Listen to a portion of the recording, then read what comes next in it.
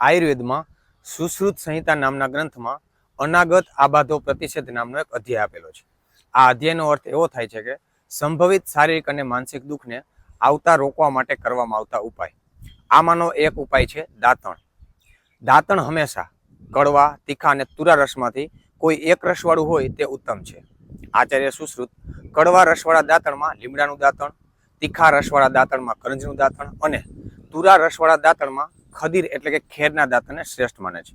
આમાંથી તમે તમારી પ્રકૃતિ અનુસાર કોઈ પણ દાંતણની પસંદગી કરી શકો છો.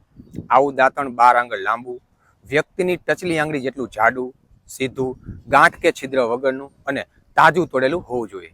આવા દાંતણને આગળના ભાગથી ચાવીને તેનું દાંતણ કરવામાં આવે તો દાંત, જીભ અને મોઢાનો મળ દૂર થાય છે, મુખમાં રહેલી દુર્ગંધ દૂર થાય છે, વ્યક્તિને ભોજન પ્રત્યે રુચિ ઉત્પન્ન થાય છે અને દાંત સાફ રહે છે.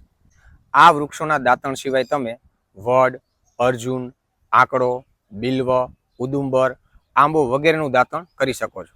અહીં મહત્વની વાત એ છે કે અષ્ટાંગ સંગ્રહ નામના ગ્રંથમાં વ્યક્તિએ કેવું દાંતણ ન કરવું જોઈએ તેના વિશે વિશેષ વર્ણન આપેલું છે.